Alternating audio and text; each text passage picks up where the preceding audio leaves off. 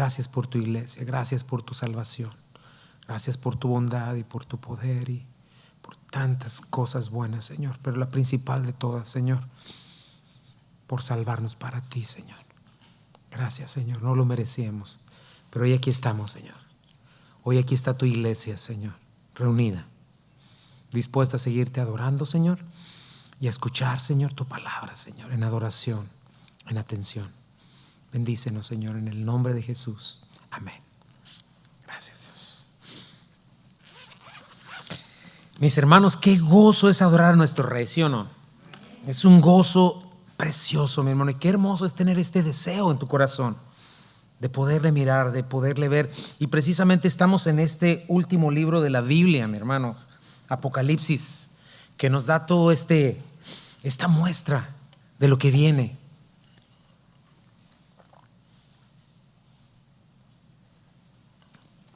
Finalmente veremos a Dios en toda su gloria, a nuestro Señor. Y qué hermoso es ir por toda la Biblia predicando todo el consejo de Dios para conocerle como Él necesita ser conocido, no como nuestra imaginación lo pueda pensar. Y estamos avanzando, mis hermanos, en este libro que Juan escribió en un tiempo muy oscuro para él, desterrado en la iglesia de Patmos, una iglesia corrompiéndose, un emperador persiguiendo a la iglesia, una persecución que duró más de 2 siglos, ¿verdad?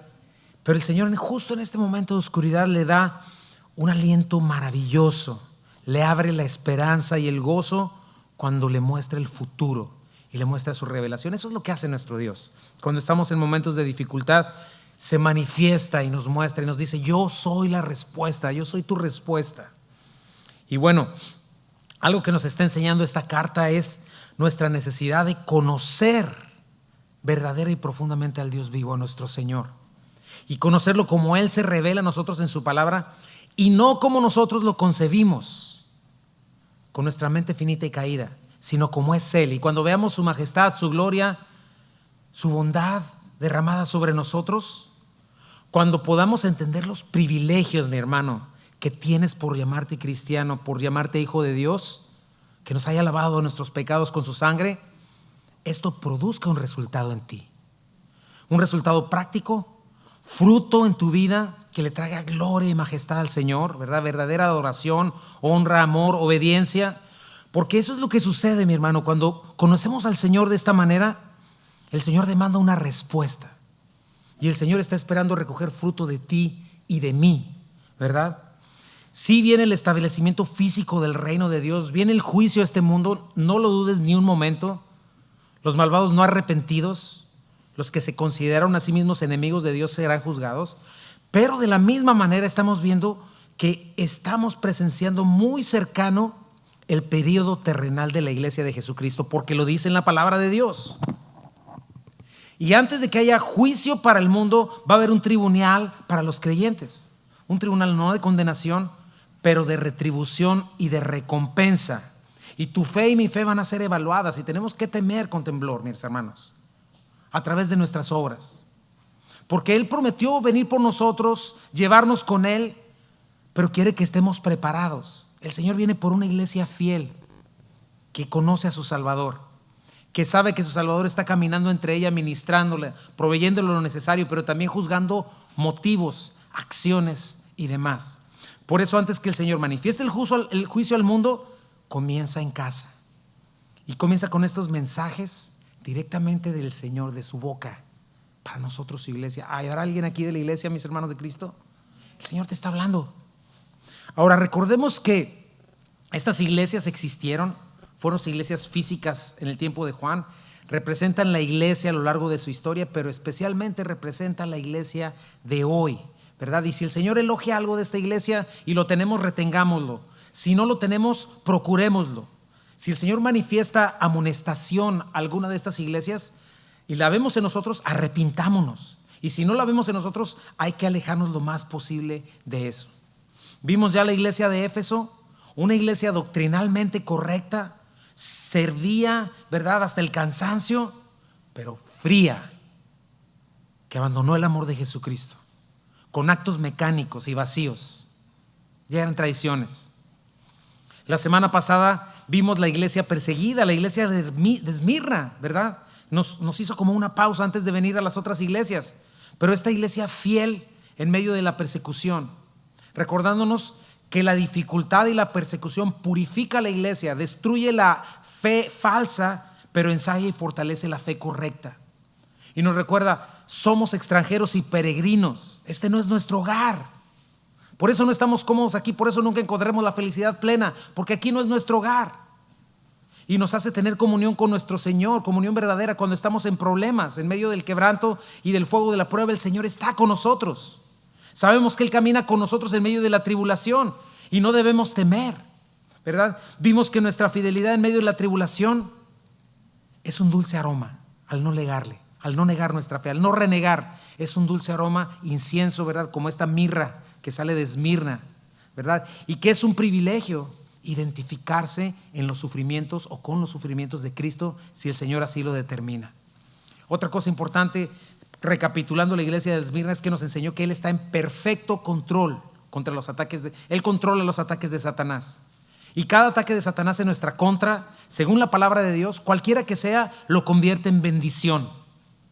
Y Él controla el tiempo de la tribulación y siempre nos dará la puerta de salida hasta que alcancemos la corona de la vida, aquellos que con una fe genuina perseveramos hasta el final. ¡Qué maravilloso! Y finalmente vimos que Dios está esperando fidelidad, ¿verdad? Y cuando la tenemos, cuando vamos hasta el final, nos promete no sufriremos daño de la segunda muerte. Eso es precioso. Ahora, después de haber hecho esta pausa con la iglesia fiel pero perseguida, vamos a regresar a la progresión descendente de la iglesia. Primer paso, dejar su primer amor. ¿Sabes qué va a pasar? ¿Qué pasa cuando tú dejas tu primer amor? Pues obviamente comienzas a coquetear con alguien más, ¿verdad? Como iglesia estamos llamados a amar a Dios, mis hermanos, es lo primero. Amar a Dios con todo el corazón, el alma, la mente y las fuerzas. Es el primer mandamiento. Dios es un Dios celoso.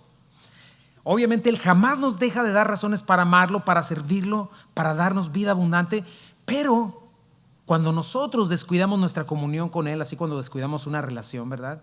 Cuando dejamos este amor enfriarse, sucede lo mismo que cualquier otra relación. El peligro de caer en infidelidad se intensifica, ¿verdad? Lo mismo es una relación, lo mismo es con el Señor. Lo mismo le pasó a Éfeso, lo mismo le pasa a la iglesia que deja su primer amor. Por ejemplo, en el Antiguo Testamento, la mayoría de él, vemos la historia del pueblo de Dios que Él redimió para sí mismo como su esposa. Puedes ver a Israel como la esposa de Jehová o de Yahvé, el Dios de los ejércitos, ¿verdad? Pero vemos una constante infidelidad e idolatría con otros dioses de esta esposa de Dios. Piensa en esa relación.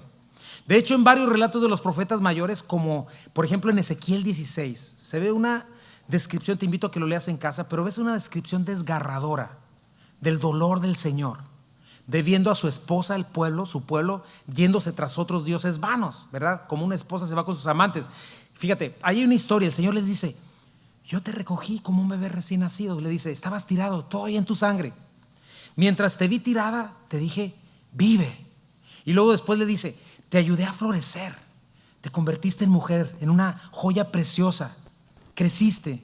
Luego dice algo precioso, te cubrí con mi gracia, cubrí tu desnudez. Te pronuncié mis votos matrimoniales. Eso dice literalmente. Imagínate, te limpié, te lavé, te ungí, te vestí. Y ahí léelo tú. Le dice, te adorné lujosamente. Te convertiste en un pueblo majestuoso. Pero después viene la amonestación, el reproche. Le dice, todas esas bendiciones, toda tu belleza, todo lo que te di no me lo diste a mí. Le dice, te fuiste con otros. Y al punto que termina llamando a la prostituta y le dice cosas muy fuertes a su iglesia. Perdón, no a su iglesia, a su pueblo. ¿A dónde nos lleva esto, mi hermano? Y quiero que lo pongas muy bien en tu corazón. A recordarte algo, que la idolatría es algo horrible. La idolatría es como la infidelidad matrimonial, pero con respecto a nuestra relación con Dios nuestro Redentor. Y esta iglesia representa, la iglesia de Pérgamo, una iglesia que comienza a coquetear con el mundo y comienza a hacerse mundana. Piensa en eso, guárdalo en tu corazón, mi hermano. Empieza a hacerse mundana porque abandonó su primer amor. Ahora, ¿qué es mundanalidad? Porque ahí están todos estos ídolos. Cualquier percepción o interés en el sistema de vida temporal que pone algo perecedero antes que lo eterno, ¿verdad? Como te digo, lo cual en el fondo no es otra cosa que idolatría. Pensar que todas las cosas que este mundo me ofrece me van a dar lo que solo Dios puede darme a la perfección. Seguridad, felicidad, gozo, todo lo que necesito Dios me lo puede dar, pero yo cambio a Dios por lo que este mundo me puede dar. O sea, piénsalo otra vez. Nosotros fuimos rescatados de nuestra vana manera de vivir. Ya no le pertenecemos a este mundo nos tenía como esclavos. Entonces, nada tenemos que hacer como si le siguiéramos perteneciendo. Fuimos comprados por precio. El Señor nos amó para hacernos suyos. ¿Y sabes qué es la iglesia? Así como pueblo de Israel es la esposa de Jehová, Yahvé de los ejércitos, la iglesia, dice la Biblia, que es ni más ni menos la esposa de Cristo. Tú y yo somos la esposa de Cristo y ya no somos parte de este mundo y no deberíamos actuar como si lo fuéramos. Y el mundo y sus deseos son estos amantes que siempre debemos rechazar. Así como la esposa rechaza al que le venga a coquetear porque ya tiene dueño. A eso nos llama el Señor. ¿Por qué crees que nos llama en Romanos 12:2? No se amolden al mundo actual, sino sean transformados mediante la renovación de su mente. Así podrán comprobar cuál es la voluntad de Dios, buena, agradable y perfecta. Entonces la iglesia, nosotros no nos debemos dejar seducir ni presionar por este mundo ni por la cultura. Estamos llamados a brillar y en efecto eso va a hacer que la iglesia sea incómoda al pecador, porque eso es lo que vamos a ver, que esta iglesia comenzó a hacer eso también porque quería hacerse cómoda al pecador, para el que ama este mundo. Pero la iglesia, precisamente por esto, no es un lugar cómodo para el pecador que no está dispuesto a arrepentirse y debe ser llamado al arrepentimiento. Ahora, ¿qué nos dice la Escritura con respecto a esto? Tito 2:11-13.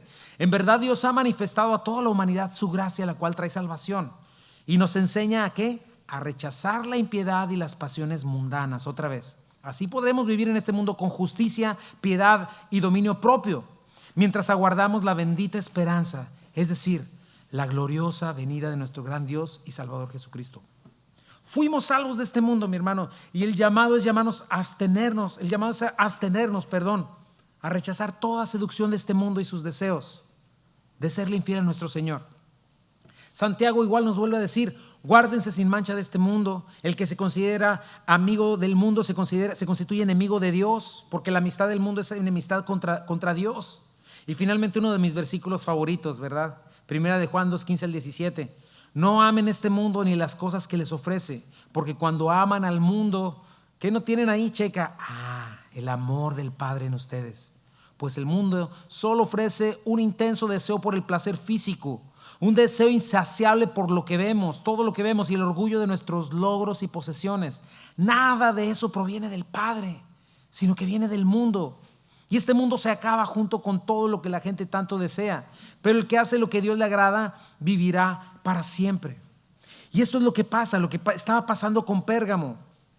Cuando una iglesia abandona la Escritura, cuando un creyente abandona su responsabilidad individual de pasar tiempo con el Señor en comunión, en oración, en la palabra, ¿qué pasa? Su naturaleza pecaminosa comienza a arrastrarlo, comienza a ceder ante la presión del mundo y queda en peligro de mezclarse con él, de serle infiel a su Señor. Y esto es lo que pasó con Pérgamo. Y esto es lo que sucede con todo aquel que deja su primer amor. Y yo titulé este mensaje: cuida tu corazón, no te mezcles con el mundo, ¿verdad? Y estos 7 mensajes a su Señor, bueno, vamos a estar a nuestro Señor, vamos a ver la misma estructura, ¿verdad?, que el Señor presenta. Primero se presenta a Él, menciona a la iglesia, menciona a la ciudad, menciona la problemática, luego viene el elogio, ¿verdad?, viene el reproche, luego viene el mandato y luego un consejo. Vamos a darle lectura ahí en Apocalipsis 2 del 12 al 17. Dice así: el mensaje a Pérgamo. Escribe al ángel de la iglesia en Pérgamo, el que tiene la espada aguda de 2 filos, dice esto: yo conozco tus obras y dónde moras y dónde está el trono de Satanás, pero retienes mi nombre y no has negado mi fe, ni aun en los días en que Antipas, mi testigo fiel, fue muerto entre vosotros, donde mora Satanás. Pero tengo unas pocas cosas en contra de ti, que retienes ahí a los que retienen la doctrina de Balaam, que enseñaban a Balac a poner tropiezo ante los hijos de Israel, a comer de cosas sacrificadas a los ídolos y a comer fornicación. Y también tienes a los que retienen la doctrina de los nicolaitas, la que yo aborrezco. Por tanto, arrepiéntete, pues, si no, vendré a ti pronto y pelearé contra ellos con la espada de mi boca. El que tiene oído, oiga lo que el Espíritu dice a las iglesias. Al que venciere daré a comer del maná escondido y le daré una piedrecita blanca. Y en la piedrecita escrito un nombre nuevo, el cual ninguno conoce, sino aquel que lo recibe. Señor, bendice esta porción de tu palabra, Padre, en el nombre de Jesús. Amén. Y mi primer punto es mi hermano. El Señor no olvida nuestra fidelidad pública, ¿verdad? Le dice en el versículo 12, escribe al ángel de la iglesia en Pérgamo, el que tiene la espada aguda de 2 filos, dice esto. Bueno, el Señor, como vemos, se dirige siempre al mensajero de la iglesia, ¿verdad? Y es muy importante ver que el Señor se está presentando de una manera distinta a cada iglesia, ¿verdad? Ya mencionó sus atributos, pero recuerda que Él está caminando entre los 7 candeleros de oro entre su iglesia, no solo para ministrarla, para darle lo necesario, sino también para juzgarla y evaluarla. Por ejemplo, para Éfeso, ¿verdad? La iglesia que abandona su primer amor se presenta como el que en su mano derecha tiene las 2 estrellas. O sea, le está diciendo, yo soy el que domina, yo soy la cabeza de la iglesia. Por favor, regresa, yo soy Dios, regresa a mí. A la iglesia de Esmirna, ¿qué le dice la iglesia perseguida? Se presenta como el Mesías sufriente que murió, pero que resucitó y vive para siempre, ¿verdad? Que sufrió como ellos. Pero pon atención, para esta iglesia que coquetea con el mundo, no se presenta de una manera positiva, sino que se presenta de una manera amenazante, como el que juzga. Cuando la palabra es presentada como la espada de 2 filos, siempre está en una manera ofensiva, ¿verdad? Cuando está hablando en una manera para atacar, ¿verdad? Pablo, ¿cómo la presenta? La espada es en nuestra armadura, es un arma ofensiva, ¿verdad? Cuando vemos al Señor descrito así, significa que Él está listo para juzgar y cortar a los que no son suyos. Una espada filosa de 2 filos, ¿verdad? Peligrosa. Por ejemplo, en el libro de los Hebreos 4, 12 al 13. Pues la palabra de Dios es viva y poderosa. Es más cortante que cualquier espada de 2 filos. Penetra entre el alma y el espíritu, entre la articulación y la médula del hueso. Deja al descubierto nuestros pensamientos y deseos más íntimos. Nada hay en toda la creación que esté oculta a Dios. Todo está desnudo, y subraya la palabra expuesto ante sus ojos, y es a Él a quien rendimos cuentas. ¿Y sabes en qué contexto está este versículo? En el contexto de la incredulidad de los judíos. Es un texto de amonestación. De hecho, cuando te decía la palabra expuesta, es la imagen de alguien que lo tienen del cuello con la garganta expuesta y la espada lista en su cuello. Entonces es esta imagen del Señor. Jesucristo está viendo y evaluando absolutamente todo. Acuérdate, le está hablando a la iglesia, ¿verdad? Está discerniendo hasta nuestros pensamientos y nuestras intenciones del corazón, ¿verdad? Y ese es el poder de la palabra, la potencia de la palabra que no pierde su filo. Y Jesucristo definitivamente es nuestro abogado, es nuestro redentor, pero al mismo tiempo no debemos olvidar que Él es el juez y el ejecutor de sus enemigos. Y una vez más, si quieres ver otra imagen de esta, lo vemos en la batalla de Armagedón, cuando se reúnen todos los malvados contra el ejército del Señor, ¿verdad? Cuando dice Salmo 2 que el Señor se reirá de ellos. Dice Apocalipsis 19:15, volvemos a ver esta misma imagen. Dice, de su boca sale una espada aguda para herir con ella a las naciones, y Él las regirá con vara de hierro, y Él pisa el lagar del vino del furor de la ira del Todopoderoso. Lo repito, Jesús no se está presentando como de una manera consoladora, sino amonestadora, amenazante, ¿verdad? ¿Por qué tan fuerte? ¿Por qué es así? Porque esta iglesia iba en camino a la infidelidad, a la apostasía y al desastre. Porque una iglesia que comienza cediendo al mundo termina abandonando a Dios, ¿verdad? Y el castigo de Dios lo va a tener que enfrentar, va a enfrentar su ira. Y Jesús no quiere eso. Por ejemplo, veamos la historia de la iglesia. Hablando de la historia, a partir del siglo 313, ¿verdad? El año 313, el tercer siglo después de Cristo, después de 2 siglos y medio de persecución a manos de Roma, terminó la persecución, ¿verdad? Y finalmente un emperador llamado Constantino promulgó un edicto llamado el Edicto de Milán. Y dirás, ay, finalmente la iglesia le contestó el Señor, ya descansó, ¿verdad? Ahora sí ya tiene todo para crecer e influir el mundo entero. ¿Qué crees que pasó? Todo lo contrario. La persecución terminó. Finalmente, ¿qué pasó con la iglesia?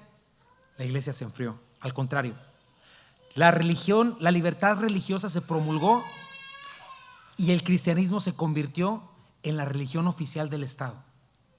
Y no fue una bendición, ni para Roma ni para la iglesia. ¿Sabes qué hicieron? Todo lo que era pagano lo cristianizaron. O sea, cambiaron los nombres de los dioses por santos, los cultos idolátricos, los sacerdotes, las fiestas paganas, las cristianizaron. O sea, les quitaron los nombres romanos o griegos y los pusieron nombres cristianos. La iglesia terminó, ¿sabes cómo? Divorciada del Señor. Terminó casada con el sistema político y filosófico. Y ahí cayó.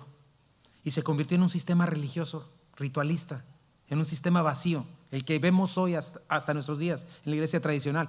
Lo mismo le está pasando a la iglesia evangélica, hermano. Después de la reforma, ¿verdad? Que el Señor levantó un hermoso avivamiento, regresando a la autoridad bíblica. Hoy estamos viendo también denominaciones completas que han cerrado la Biblia, se han apartado de la verdad, ya no tienen eficacia y solo venden religión y están bajo el juicio del Señor. Por eso no debemos tener en menos la fidelidad completa que Dios demanda de nosotros, mi hermano. Él demanda lo mejor de ti y de mí para Él. Entonces, piensa en eso, mi hermano, porque he hablado mucho de este tema. ¿Qué nos hace pensar que el Señor va a estar contento o va a estar a gusto con que le entregues sobras? Con que lo menosprecies, ¿verdad? Con que le trates como el esposo que da el gasto para irte con el del gusto, ¿verdad? El mundo. Es algo muy serio, mi hermano, que ni tú ni yo nos permitiríamos. Tú no le permitirías eso a tu esposo o a tu esposa o a alguien en una relación. Pero así tratamos muchas veces al Señor. Le damos lo que sobra. Ay, voy a la iglesia. ¿Me explico? Casados con otros y nomás venimos, pues dame para el gasto porque quiero más gusto. Ahora, ¿qué sabemos de esta iglesia?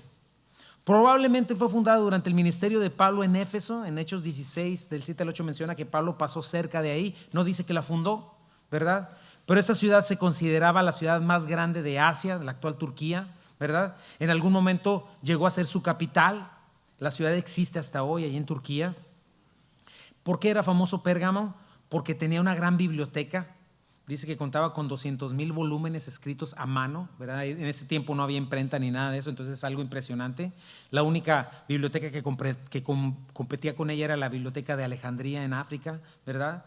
Pero la palabra pergamino, de hecho, se deriva de la palabra Pérgamo, ¿verdad? Ellos desarrollaron estos pergaminos hechos de pieles de animales. Entonces esto lo hacía un lugar que era muy importante en cuanto a cultura, aprendizaje, pero también era un centro de paganismo. Había un gran culto, igual que en todas las ciudades de Roma, a diferentes dioses griegos. Pero a diferencia de Esmirna, había un fuerte culto al emperador de Roma, ¿verdad? Ahí fue donde surgió el primer templo al dios César, ¿verdad? O a Roma, ¿verdad? En Esmirna los obligaban una vez al año a ofrecer sacrificios y decir que César era Dios. Ahí creo que lo hacían cada semana, y si no te daban tu papel de que ya fuiste a hacerlo, podías morir, ¿verdad? Si decías, no, Jesucristo es Dios. Ellos no tenían problema con que adoraran a Jesús, ¿verdad? O cualquier otro Dios. Tenían problema con que no dijeran que César era Dios y era rey. Y un cristiano jamás diría eso, ¿verdad? Un cristiano fiel siempre diría, solo Jesucristo es Dios, solo Jesucristo es rey, y con eso se ganaba la persecución terrible, ¿no? Hasta la muerte. Pero mira cómo le dice el Señor a esta iglesia.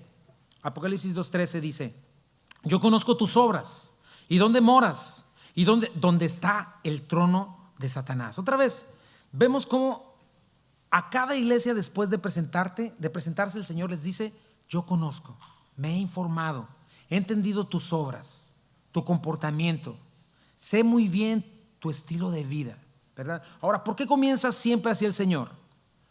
Porque como comencé, un corazón cambiado, un entendimiento iluminado por la luz del Evangelio tiene que producir un cambio de vida.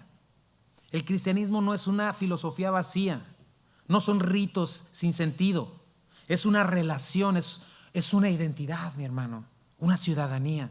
Somos una nueva creación, un hijo de Dios, un pueblo de Dios que manifiesta las características de su papá, que manifiesta las características del reino donde es un reino de justicia, paz y gozo en el Espíritu Santo. Por eso el Señor siempre está diciendo, conozco tus obras. Y le dice la segunda parte, entiendo dónde resides, dónde vives. Entiendo cuál es tu lugar de residencia temporal, Pérgamo. ¿verdad? Y para nosotros también, ¿verdad? En este mundo. Pero algo interesante de Pérgamo es que le dice, sé que estás donde está el trono de Satanás. Y al final del versículo vuelve a decir, donde mora Satanás, el adversario, el acusador, el mentiroso, el maquinador, el ladrón, robador, destruidor, el maligno, el príncipe de las tinieblas y de la maldad. En otras palabras le está diciendo, sé dónde estás y sé que no es fácil vivir donde vives. Y todos nosotros vivimos en un mundo en tinieblas. Ahora, podemos sacar varias conjeturas de esta realidad. La primera es que, como contrariamente a algunos incrédulos, sí hay un príncipe de las tinieblas. Debes de saberlo. Este príncipe está reinando hoy y es Satanás. Y este diablo caído, ¿verdad? Ángel caído, influye, engaña, estorba y oscurece el entendimiento de los incrédulos para que no les resplandezca la luz del evangelio, ¿verdad? Eso es lo primero que vemos. Lo segundo que vemos es que su trono, el trono de Satanás, no está en el infierno, ¿ok? Porque mucha gente piensa eso. El infierno es su cárcel. El infierno es el lugar de castigo. Es mentira que en el infierno hay un antro de vicios donde todo el mundo disfruta de la maldad. No existe eso. El infierno es un lugar de eterno dolor, tinieblas, desesperación, decía el Señor, el rechinar de dientes, donde el fuego no se apaga ni el gusano muere. Ahí no hay amistad, ahí no hay compasión, no hay comunión. Nunca. La gente dice, no, pues yo me voy al infierno con mis hijos. No vas a estar con ellos, no vas a estar con nadie. Son tinieblas totales, son densas tinieblas para siempre. El trono de Satanás, mi hermano, está aquí en la tierra, porque es aquí donde opera. Y yo creo que no es difícil de deducir, mi hermano. Solo mira la sociedad, mira la cultura y la filosofía tan horrible, el mundo en el que vivimos. Otra cosa que aprendemos también es que Satanás no es omnipotente como Dios, obviamente, porque él no es Dios. Satanás es una creación de Dios.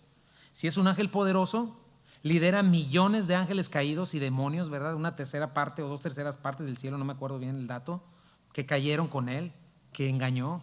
Son huestes de maldad que andan en los lugares celestiales, ¿verdad? En los lugares espirituales, en esta tierra igual, seduciendo a la maldad, manipulando, engañando a los incrédulos, ¿verdad? Y también queriendo engañar a los creyentes. Pero en primera de Juan 5:19 nos dice, sabemos que somos hijos de Dios y que el mundo que nos rodea está, ¿qué? Controlado por el maligno. Efesios 6:12, pues no luchamos contra enemigos de carne y hueso, sino contra gobernadores malignos y autoridades del mundo invisible, contra fuerzas poderosas de este mundo tenebroso y contra espíritus malignos de los lugares celestiales. Efesios 2:2 dice, vivían en pecado igual que el resto de la gente, obedeciendo al diablo, el líder de los poderes del mundo invisible, quien es el espíritu que actúa en ¿quiénes?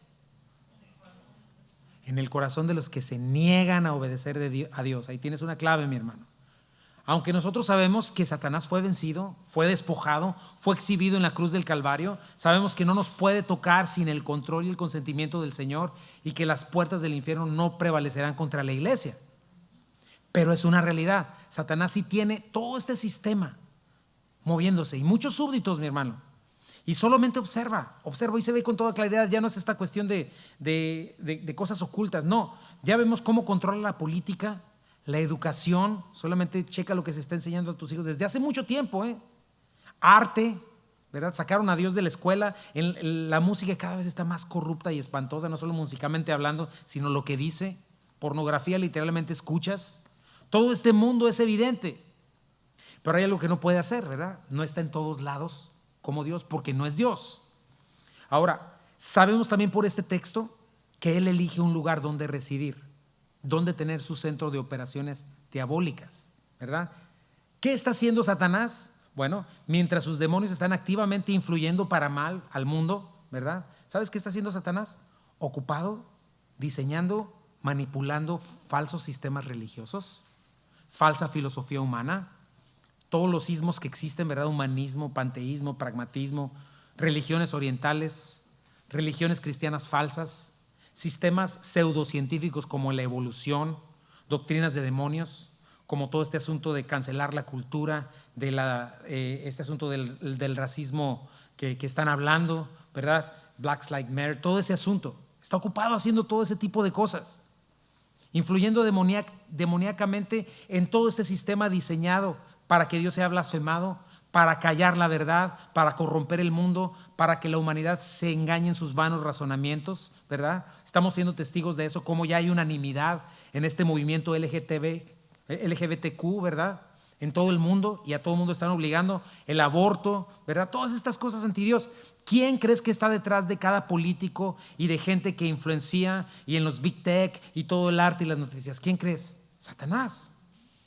Entonces, Pérgamo, imagínate, era como vivir a lo mejor, no sé, porque yo no sé dónde sea el trono de Satanás en este momento, pero quizá vivir en Washington, ¿verdad? Y tener una iglesia ahí, o en un lugar totalmente liberal, donde la maldad se está gestando para corromper el género humano, ¿verdad? La familia, los niños, todo lo que es justo y bueno, ¿no? Toda esta necedad que se presume como sabiduría, ¿no? Toda esta humanidad corrompiéndola, que quede incapaz de escoger lo que es bueno para ella, escogiendo maldad en lugar de lo bueno, rechazando a Dios, torciendo lo bueno, diciendo que lo bueno es malo y lo malo es bueno. Ahora, debes entender que no solamente hay influencia política y material, sino una influencia demoníaca real en una sociedad engañada que ama sus tinieblas. Hermano, gloria a Dios que el Señor nos ha rescatado. El Señor nos rescató de todo eso. Pero piensa, en un lugar así habitaba esta iglesia de Pérgamo. Dice que ahí estaba el trono de Satanás. Se dice que quizá también lo menciona porque ahí estaba un trono que era principal al dios Zeus, el dios más importante de los griegos, una maravilla del mundo antiguo, ¿verdad? La deidad griega más importante, y era un lugar majestuoso. Ahora, ¿por qué sabemos que es así? Porque sabemos que un ídolo no es nada, por ejemplo, ¿no? Eso es lo que nos dice 1 Corintios. Pero estos demonios poseen a los ídolos y los empoderan para engañar a quienes los idolatran, ¿verdad? Entonces, por eso ves milagros y cosas a través de esos ídolos, reciben esa adoración satánica, ¿no? Entonces, en imágenes, en figuras, en estatuas, así como la Santa Muerte o cualquier otra cosa, un ídolo no es nada, ese muñequito no es nada, pero los demonios sí hacen ese trabajo. Allí también no solamente había este movimiento demoníaco, también había adoración al Dios de la sanidad, aparte de otros dioses, Afrodita, otros, pero el Dios de la sanidad, ¿sabes cómo le llamaban? Esculapio. Este Dios era representado como una serpiente, y en su templo tenían víboras que no eran venenosas, y la gente lo que tenía que hacer para ser sanada era meterse ahí y acostarse y que las víboras le pasaran por encima, ¿verdad? Y de hecho, ¿sabes qué? Es interesante, pero no sé si hayas visto el símbolo de la medicina. El símbolo de la medicina tiene este Dios, ¿verdad? El báculo de Esculapio y las dos víboritas alrededor, ¿verdad? Ahí tienes ese asunto, desde ahí viene, ¿verdad? Entonces, Pérgamo, mi hermano, era un lugar oscuro y malvado, donde estaba el trono de Satanás, el centro de operaciones de él. Y ahí estaba la iglesia de Jesucristo, navegando sobre esas tinieblas, porque las tinieblas no pueden contra la luz. Navegando sobre ideologías, filosofía, cultura, religión, paganismo, en su máxima expresión, ¿verdad? Y ahí estaba, en esta sociedad manifestado todo este movimiento satánico, entregado a sus pecados, a sus pasiones y deseos. No es muy diferente al tiempo en el que estamos viviendo hoy, mi hermano. Pero mira lo que pasaba con esta iglesia. Vamos al elogio. Dice versículo 13, pero retienes mi nombre y no has negado mi fe, ni aun en los días en que Antipas, mi testigo fiel, fue muerto entre vosotros, donde mora Satanás. O sea, Pérgamo, a pesar de esta fuerza maligna, retienes. Esta palabra es retener, usar fuerza, aferrarte a algo, abrazar algo. Dice, has tomado mi nombre, te has tomado de mi nombre, no te has doblado públicamente a adorar a otros dioses y no me has negado. Y me sigues reconociendo como tu Señor, como el Dios y juez de toda la tierra.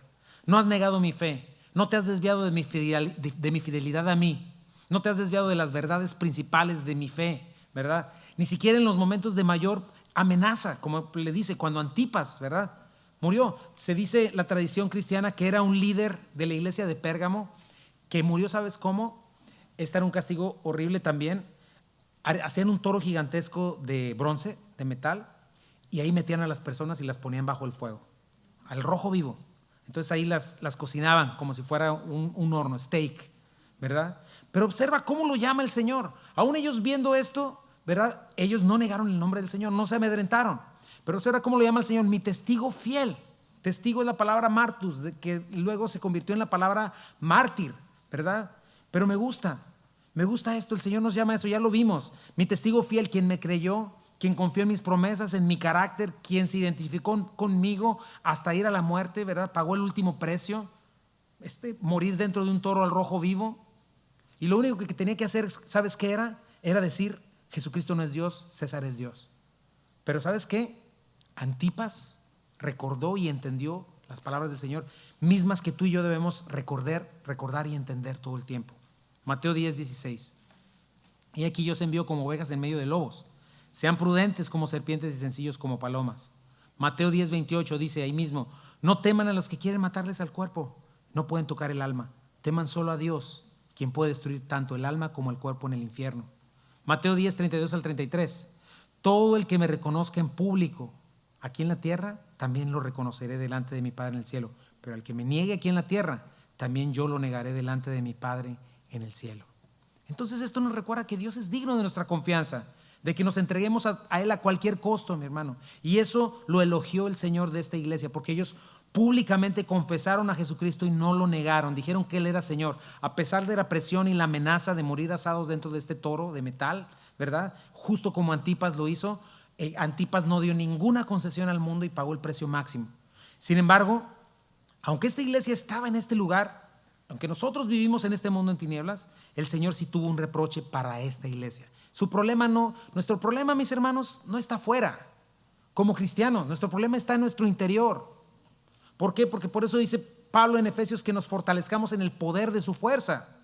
O sea, Dios nos da todo lo necesario para vencer.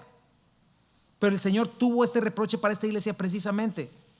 Así como al Señor le importan los actos públicos como no negarle públicamente, también le importan los actos privados, mi hermano. Y por ahí debemos empezar.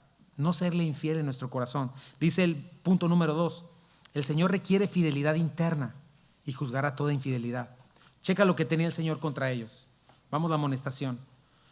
Versículo 14, pero tengo unas pocas cosas contra ti, que tienes ahí a los que retienen la doctrina de Balaam, que enseñaba a Balac a poner tropiezo ante los hijos de Israel, a comer de cosas sacrificadas a los ídolos y a cometer fornicación, ¿verdad? Estas cosas eran horribles y eran muy así, que se veían en la sociedad, como hoy.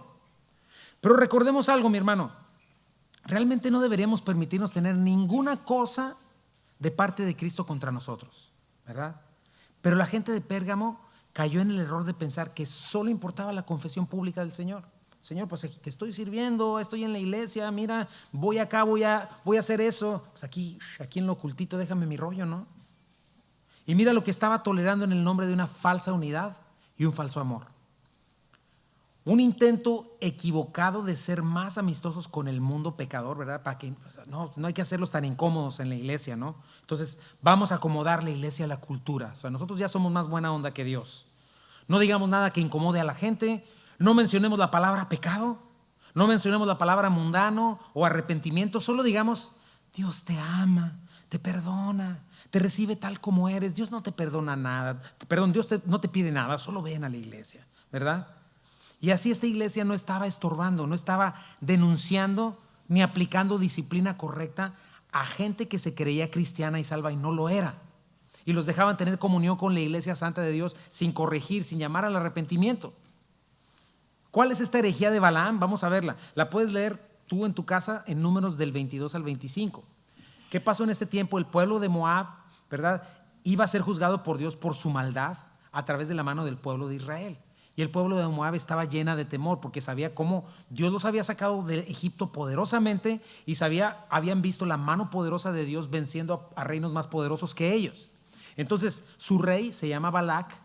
Sabiendo que no los iba a vencer en batalla, se le ocurre esta estrategia espiritual. Contrata a un falso profeta a sueldo, ¿verdad? Se llama Balaam, ¿verdad? A que maldijera a Israel, este profeta que le encantaba el dinero y la promoción, la fama, movido por esas cosas. Lo contrata para maldecirlo, pero Dios no se lo permite y bendice en lugar de eso. Entonces el rey Balac, frustrado, después de varias ocasiones que lo intenta, donde solamente salen bendiciones porque Dios no le permite maldecir a Israel, le dice Balac a Balaam, pues mira, ¿sabes qué? Jehová te ha quitado tu dinero. Entonces Balaam se siente así como que mi billete, ¿qué es lo que quiero? ¿No? Entonces en secreto le dice, ven Balac, mira, ¿sabes qué? Yo no los puedo maldecir, pero te voy a dar un tip. Mándale a Israel tus chicas más guapas, sedúcelos a tu culto inmoral idolátrico y ellos van a estar en desventaja porque Dios se va a enojar con ellos. O sea, algo diabólico. Lo hacen, tienen éxito hasta cierto punto. 24,000 israelitas mueren por inmorales e idólatras, pero por la gracia de Dios la destrucción divina se detiene, ¿verdad? Y obviamente este malvado profeta amador del dinero y fama más adelante muere con los moabitas, ¿verdad? Pero esa es la herejía, imagínate, que se estaba introduciendo esta iglesia por falsos maestros al lado de creyentes. Ahorita yo te estoy hablando de santidad, de amor al Señor, y aquí mismo tenemos gente que está promoviendo este tipo de cosas, ¿no? Promoviéndote, pues tú no, ese se ve muy, muy extremista. Tú puedes amar este mundo y al mismo tiempo amar a Dios, ¿no? Puedes seguir teniendo tus ídolos de este mundo y al mismo tiempo adorar a Dios.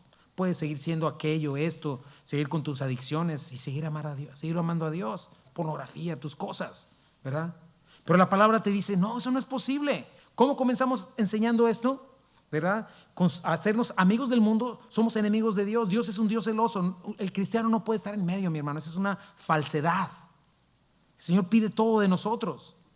Y estas personas participaban, imagínate, ahí en Pérgamo, en todo paganismo inmoral, con prostitutas, con toda esta depravación, y después venían muy campantes el domingo a adorar al Señor y a tener comunión con la iglesia. ¿Y qué hacía la iglesia? No les decía nada, ¿verdad? Cuando la iglesia es la columna y el baluarte de la verdad. Y si nosotros, que somos la luz, no levantamos la bandera de la verdad, hemos fallado y el mundo queda en tinieblas.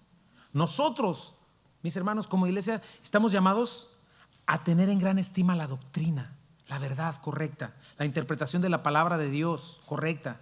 Y estamos llamados a rechazar, a denunciar y a deshacernos de cualquier error bíblico o teológico, ¿verdad? No debemos dar lugar a ningún error en la iglesia. Eso lo vemos hoy a la orden del día, y eso jamás la iglesia debió haberlo permitido, en el nombre del amor, en el nombre de la cultura, ¿verdad? Solo hay una verdad, mi hermano, y ahorita ves montones de cosas que van en contra de la Biblia, pero como están en una iglesia, la gente piensa que es normal, y no es así. Nuestra máxima autoridad es la palabra de Dios. Y la fe de Jesucristo, todo genuino, ¿verdad? Todo creyente genuino debe estar quitando estas cosas. Ahora, a estos los toleraban, ¿verdad? Era gente que estaba aquí alrededor de nosotros, que estaba seduciendo a los creyentes al paganismo y a la inmoralidad sexual, ¿verdad? Un gran peligro del cual debemos huir. Pero aparte de eso, toleraban a otro grupo, ¿verdad? Y a estos como que se hacían de la vista gorda. Pero a estos, checa lo que dice. También tienes a los que retienen la doctrina de los nicolaitas, la que yo aborrezco, ¿verdad? Y aquí la palabra retener, aquí también ellos, y también retienes, ¿verdad? O sea que aquí estamos hablando de que ellos estaban abrazando esta doctrina. Ya no nada más se hacían de la vista gorda, sino que ahora esta doctrina de nicolaitas la estaban abrazando, no la querían soltar. No sé si tenían amistad con estas personas, yo no sé. Pero vemos, la iglesia de Éfeso no toleraba esto. Esta iglesia no solamente la toleraba, sino que ya estaba abrazando a estas personas en el nombre de un falso amor, una falsa lealtad y una falsa amistad y unidad. Cuando lo único que puede darnos unidad genuina, ¿sabes qué es, mi hermano? La verdad. La verdadera unidad solamente se da cuando todos en humildad convergemos en la verdad. Pero cuando nos hacemos de la vista gorda y aceptamos aún lo que Cristo aborrece en el nombre del amor y paz falsos, eso no es unidad. Eso es participar de pecados, ¿verdad? Y ya lo vimos, ¿verdad? Esta doctrina de los nicolaitas era parecida a la actitud de la doctrina de Balaam. Viene del nombre Nicolás. Se cree, ¿verdad? Los padres de la iglesia creen que fue uno de los 7 diáconos de Hechos 6, que o no era un verdadero creyente y apostató la fe, o que sus seguidores pervirtieron su enseñanza, ¿verdad? Pero ¿cuál es esta doctrina, mi hermano? Ha estado muy de moda y está muy de moda en nuestros días. La doctrina que abusa de la gracia. La doctrina que tuerce la libertad cristiana, ¿verdad? Dice, hay algún historiador que los nicolaitas se comportaban como cabras salvajes, ¿verdad? Pero es esta doctrina que te enseña que puedes ser cristiano y que al mismo tiempo puedes tener un estilo de vida que practica justo lo que llevó a Cristo a la cruz del Calvario, ¿verdad? Justo lo que el reino de las tinieblas usa para destruir el reino de la luz. En este caso, orgías paganas, inmoralidad idolátrica, borracheras. O sea, no tiene sentido, no es posible. ¿Ok? Y si bien la iglesia de Pérgamo, por un lado, se mantenía fiel a Cristo y a la verdad, por otro lado estaba tolerando estos grupos y no estaba haciendo nada al respecto. Una doble moral, mi hermano. ¿Sabes a quién me recuerda esto? Me recordó al rey Josafat. No sé si lo hayas leído antes, pero también te lo recomiendo. Primera de Reyes 22 y Segunda de Crónicas 17. Este rey Josafat, ¿sabes qué? Fue un buen rey. Me inspiran muchas de las cosas que hizo este hombre. Hizo unos cambios nacionales, hizo cosas preciosas. Amaba al Señor de verdad. Trajo este avivamiento por la verdad de Israel. Pero ¿sabes qué? Tú lo notas y este hombre tenía un horrible gusto por mezclarse con los malvados, por tener comunión con ellos.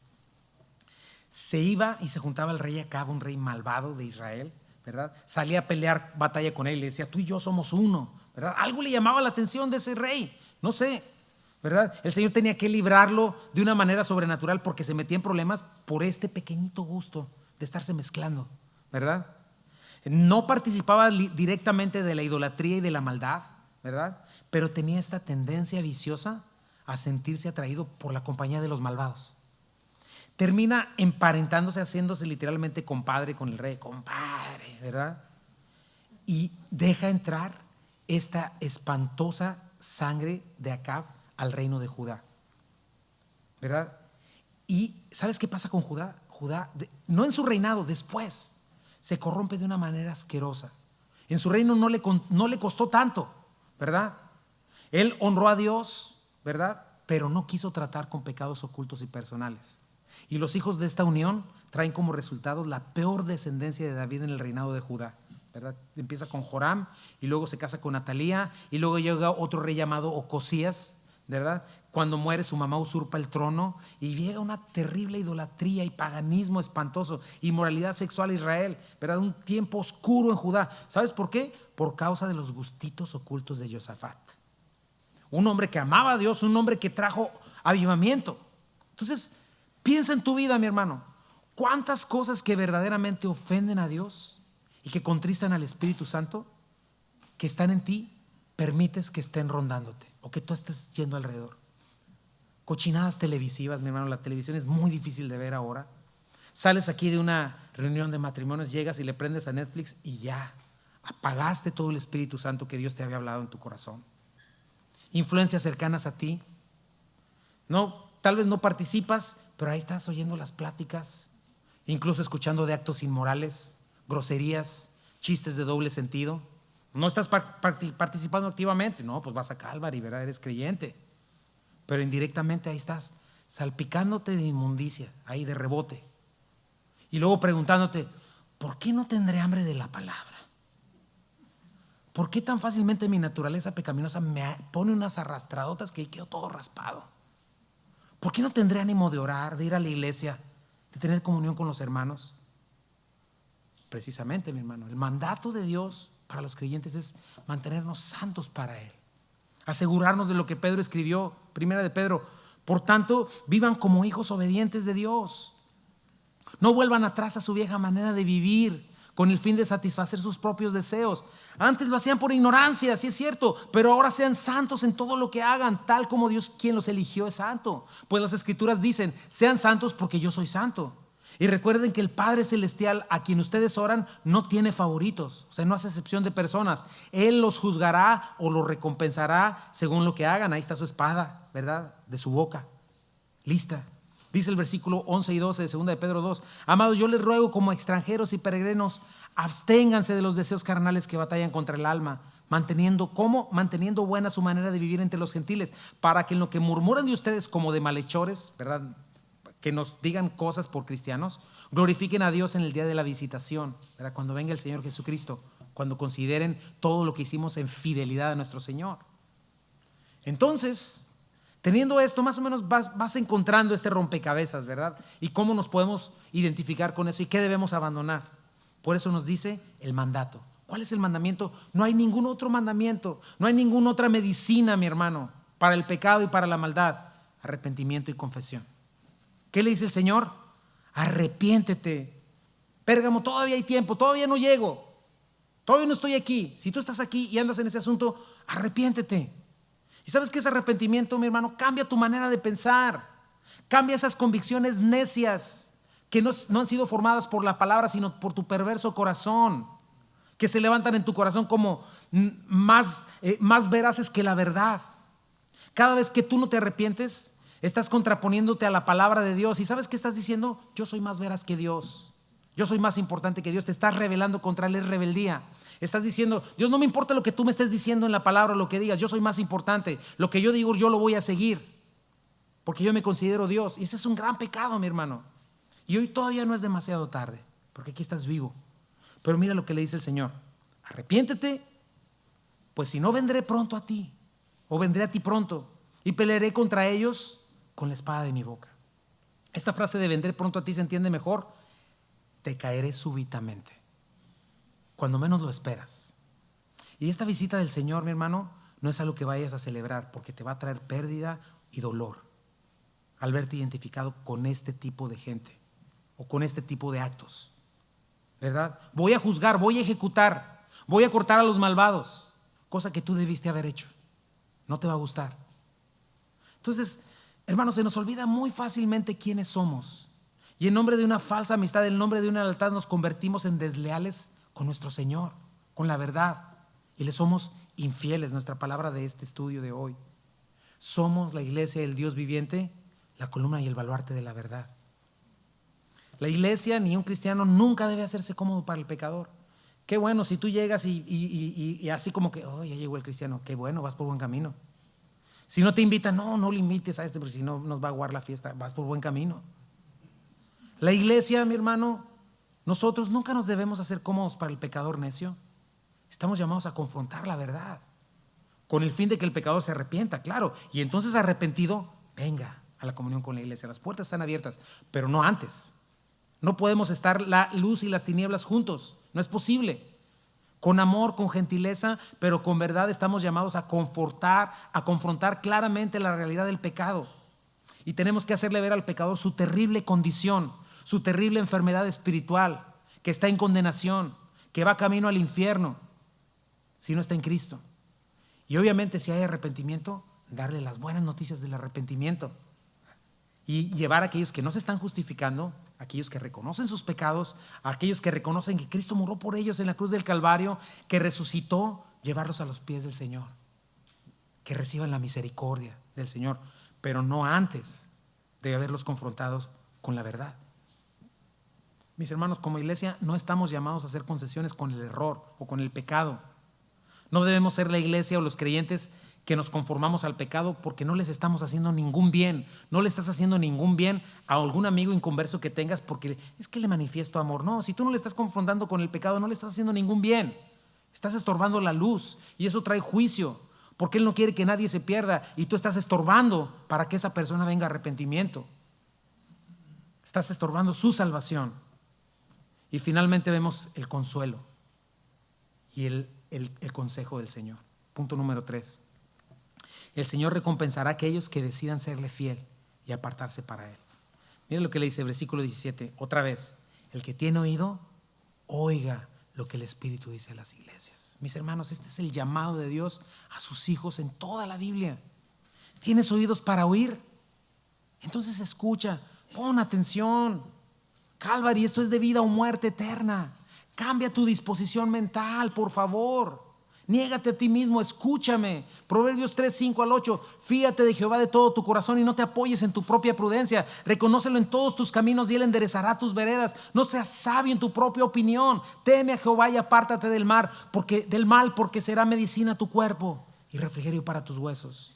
Isaías 55. Busca a Jehová mientras puede ser hallado. Llámale entre tanto que está cercano. Deje el impío su camino y el hombre inicuo sus pensamientos y vuelvas a Jehová. Pero no es hasta que te vuelves a Jehová, el cual tendrá de ti misericordia, y el Dios nuestro, el cual es amplio en perdonar. ¿Cómo es el Señor, mi hermano? ¿Pero hay perdón sin arrepentimiento? No hay perdón sin arrepentimiento ni confesión. Hebreos 3, 7 al 8. Por lo cual, como dice el Espíritu Santo, si oyes hoy su voz, no endurezcas tu corazón. Ahora, ¿cuál es la recompensa, mi hermano? ¿Por qué un cristiano como Antipas es capaz de morir asado dentro de un toro al rojo vivo? ¿Por qué vale la pena escucharlo? En primer lugar, a Éfeso les dijo: los vencedores les daré a comer el árbol de la vida, el cual está en medio del paraíso de Dios.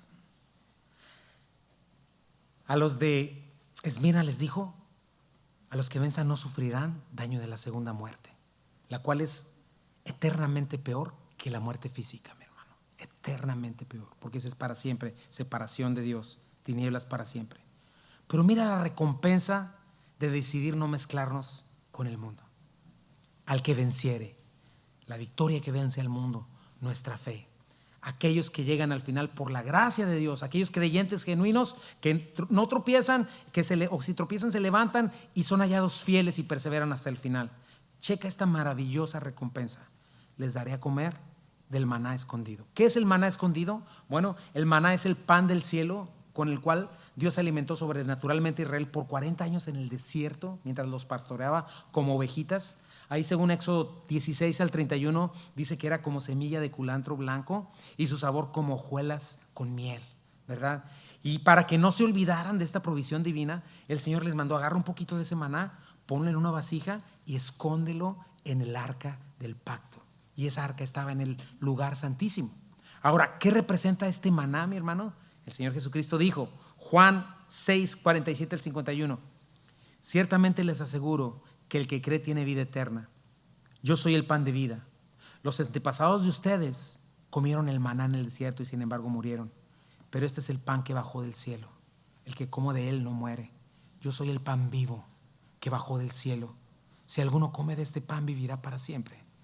Esta es mi carne que daré para que el mundo viva. ¿Qué es el maná, mi hermano? Todas estas bendiciones recibidas en Jesucristo. Son todos los beneficios de la redención ganada por su preciosa sangre. Otro sinónimo de vida eterna. ¿Y sabes a qué se refiere con el maná? Perfecta saciedad, perfecta paz, perfecto gozo por la eternidad. Qué hermoso, mi hermano. El Señor te dará eso. Número 2, y le daré una piedrecita blanca, ¿verdad? Bueno, que se ha especulado mucho de esta piedrecita, del significado de ella. Algunos lo relacionan con el Urim y el Tumim, ¿verdad? Que eran dos piedrecitas que estaban en el pectoral del sumo sacerdote y que las utilizaban para determinar la voluntad de Dios, ¿verdad? Entonces, puede ser que Dios esté prometiendo que conozca su voluntad a la perfección, ¿verdad? Otros la identifican como un diamante, ¿verdad? Como si fuera el anillo de compromiso del Señor, la piedra más preciosa, simbolizando el don hermoso de la vida eterna. Pero hay otra interpretación que fue la que más me gustó también y que tiene más que ver con lo que estamos viendo. Había una costumbre romana donde los que ganaban en los Juegos Olímpicos, los vencedores, en las competencias deportivas, les daban una piedrecita y en esa piedra blanca tenía su nombre. Y esta piedra les valía como un boleto para entrar a una celebración muy especial hecha para ellos. Y ahí los premiaban, ¿verdad? Y escribían el nombre del deportista, le daban la libre entrada y ahí les daban sus coronas, ¿verdad? De laureles por vencedores, ¿verdad? O más cosas. Pero yo creo que esto es, mi hermano, la piedrecita blanca, la entrada dada por el Señor a puertas abiertas a todos los creyentes genuinos vencedores. Las puertas del cielo abiertas de par en par a quienes no amaron su vida, a quienes amaron al Señor tanto como para no temer la muerte. Pero qué hermoso, mi hermano, que ahí no termina la recompensa. Te va a dar la piedrecita, pero mira lo que dice ahí en el versículo 17 y en la piedrecita ha escrito un nombre nuevo, el cual ninguno conoce, sino aquel que lo recibe. Esto me pareció maravilloso y conmovió mi corazón. No se refiere a un nombre nuevo en el sentido de recién hecho, o que le decían Chuyo, ahora póngale Juan. No, se refiere a algo completamente distinto en calidad, ¿verdad? Esto dice mucho, mi hermano, y me llenó de ánimo.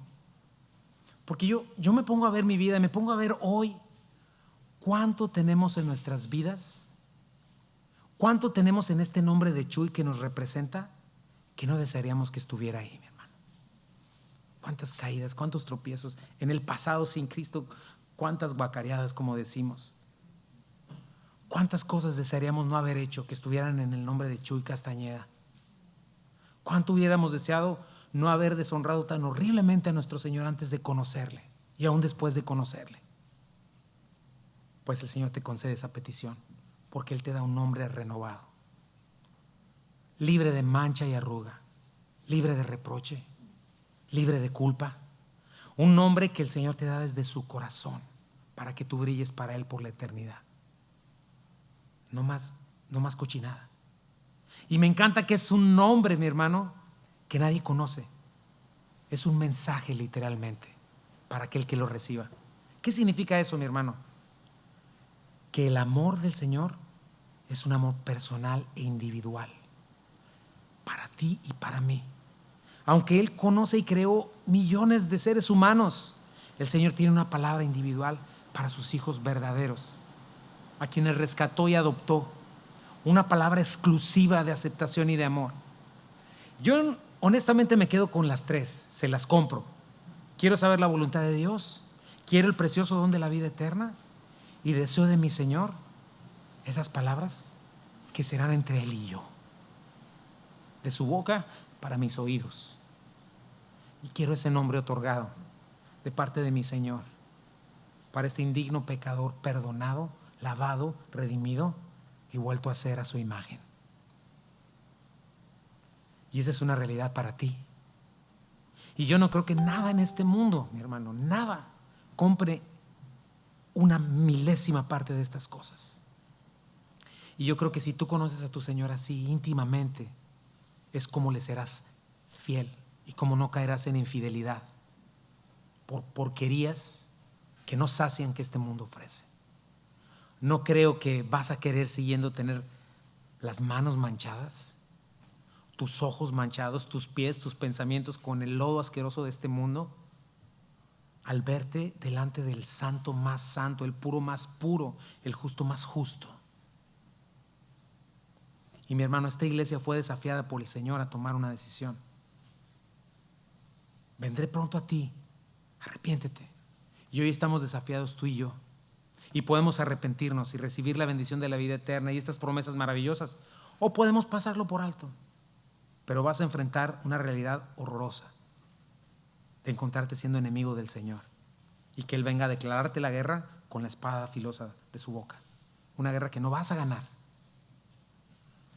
Mis hermanos, es algo muy serio hacer concesiones con el mundo, abandonar nuestro primer amor. Y yo creo que tenemos que tomar una decisión. El cristianismo no es una vana religión, es una maravillosa relación. Y el Señor te llama a pertenecerle por completo, a ser suyo por completo. Mis hermanos, ¿no creen que es hora de dejar de mezclarnos con el mundo?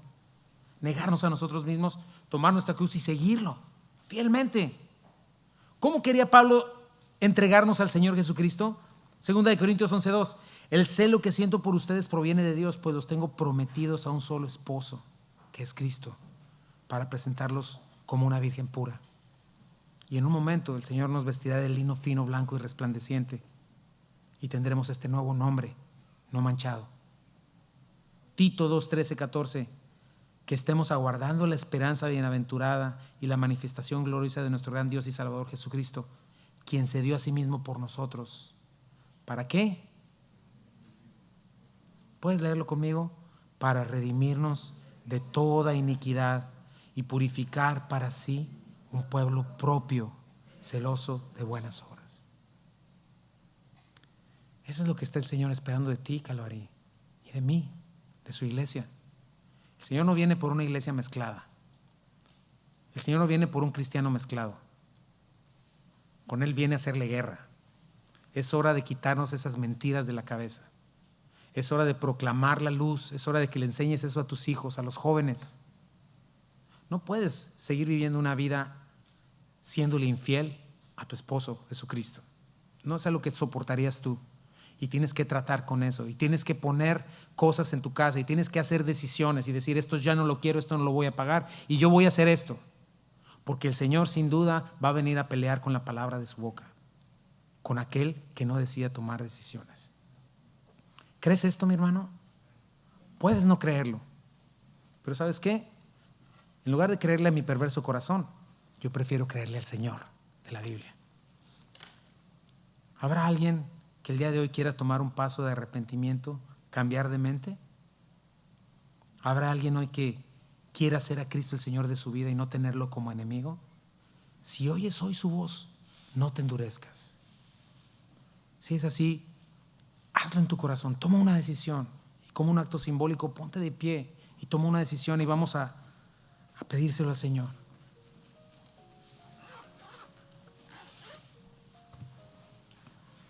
Señor Jesucristo, tú vienes por una iglesia fiel, Señor. por una iglesia que te ama, que te está esperando, Señor.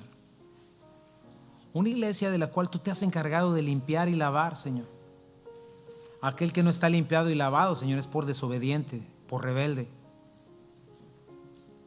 Señor, pero esa es tu obra.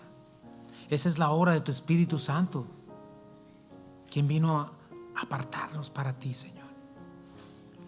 Señor, no queremos ser la iglesia de Pérgamo, Señor. No queremos estarnos mezclando con el mundo, Señor. Señor, nos llamarán fanáticos, no lo sé. Nos llamarán mediocres. Nos llamarán lo que sea, Señor. Retrógradas, fundamentalistas. No sé, Señor. Pero ¿qué me importa lo que el mundo piense de mí, Señor, en ese aspecto? Señor, me importa agradarte a ti, Señor. Y si el mundo entero, Señor, nos va a vituperar y decir toda clase de mal contra nosotros mintiendo, Señor, somos bienaventurados. Dios mío, yo te pido por esta iglesia, Señor, por mí mismo. Dios, nos has llamado a ser un pueblo peculiar. Este es un pueblo especial, un pueblo diferente, celoso de buenas obras. Señor, yo te pido, si hay alguien aquí, Señor, que está abrazando la doctrina de los Nicolaitas, abrazando la doctrina de Balaam, en otras palabras, que está abrazando el mundo y sus ídolos, te pido que le hables hoy. Si el Señor te está hablando hoy, dile: Señor, me arrepiento, Señor. Me arrepiento, Señor. Quiero pertenecerte solo a ti, Señor. Tú vienes y vienes pronto. Si hay alguien que nunca le ha hecho el Señor de su vida, tú le puedes decir: Señor, yo no te he hecho el Señor de mi vida. Hazme una nueva criatura hoy. Quiero vivir para ti, Señor. Quiero ser tuyo. Te lo pido, Señor. Y Señor, tú escuchas, Padre, las oraciones. Y te pido por cada persona, cada pequeño, Señor, cada ovejita que está aquí presente, Señor, que tú conoces, a la cual amas. Señor, líbranos de ser una iglesia cómoda para pecadores no arrepentidos. Señor, líbranos de no predicar arrepentimiento. Líbranos de no predicar juicio y condenación, Señor, para después predicar salvación, para después predicar perdón de pecados y misericordia, Señor. Pero estas tres cosas no pueden estar sin las otras, Señor. Señor, líbranos de ser creyentes, Señor, que se conforman al mundo como Josafat, Señor, con estas cosas ocultas, Señor, que al final terminan manchando, Señor, nuestra descendencia, Señor, de una manera terrible. Señor, te pedimos por nuestros hijos. Señor, están pequeños, pero van a crecer y están viendo, Señor, y no queremos verlos tropezar, Señor, y verlos, Señor, seducidos por este mundo. Señor, hay cosas que tenemos que hacer. Yo no lo sé, Señor. Quizá en internet, en teléfonos, en hábitos, en hobbies. Señor, ¿cuántos hobbies se convierten en ídolos, Señor? Señor, que podamos entender, Padre mío, el regalo que nos das de la vida eterna, el regalo de nuestra familia, que dejemos de desperdiciar, que dejemos de ser necios, Señor. Señor, que no recibamos de ti la espada de doble filo, Señor, sino que escuchemos de ti: buen siervo fiel, en lo poco fuiste fiel, y en lo mucho te pondré. Vamos a hacer un canto, mis hermanos, y nos despedimos.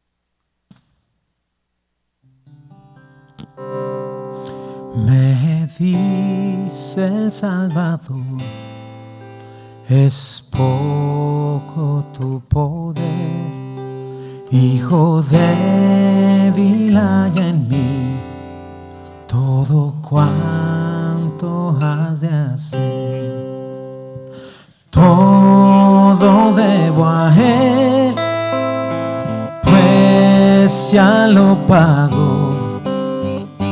De las manchas de pecar, cuál nieve me lavó. Señor, Señor, hallado que solo tu poder a mi duro corazón escapa. capaz de enternecer. Todo debo a Él, pues ya lo pagó. De las manchas de pecar, cual nieve me salvó. Nada bueno. Nada bueno hay en mí, tu gracia buscaré, en la sangre de Jesús mis pecados lavaré. Todo debo a Él. Todo debo a Él, pues ya lo pagó. Las manchas de pecar, cual nieve me lavó. Si lo has entendido, por último vamos a decir ese pequeño precoro y dile: alaba al que Precio pagó sobre la muerte, Él venció. Alaba al que precio pagó sobre la muerte, Él venció. Alaba al que el precio pagó sobre la muerte, Él venció. Alaba al que el precio pagó sobre la muerte, Él venció. Y todo debo a Él, pues ya lo pagó. De las manchas de pecar, cual nieve me lavó. Cual nieve me lavó. Cual nieve me lavó. Señor, y tu iglesia dice: ven, ven, Señor Jesús, Maranata, Señor. Ven por nosotros, Señor. Ven por tu iglesia, Señor. Queremos verte, queremos ver tu rostro, Señor. Queremos verte, Señor. Ven, Padre mío, y haznos esa iglesia fiel, Señor. Y aquellos, Señor, que les has traído hoy arrepentimiento, que de hoy en adelante caminen para ti, Señor. Con toda, Señor, con todo su corazón, Señor. Negándose a este mundo, negándose a sí mismo, Señor. Y Señor, que tu rostro resplandezca sobre nosotros esta semana, Padre. En todas las cosas que tenemos, en todas nuestras batallas, Padre. Síguenos bendiciendo, Señor. Y si nos hallas en la semana, háyanos siendo fieles. En el nombre de Jesús. Amén. Mi hermano, que Dios te bendiga.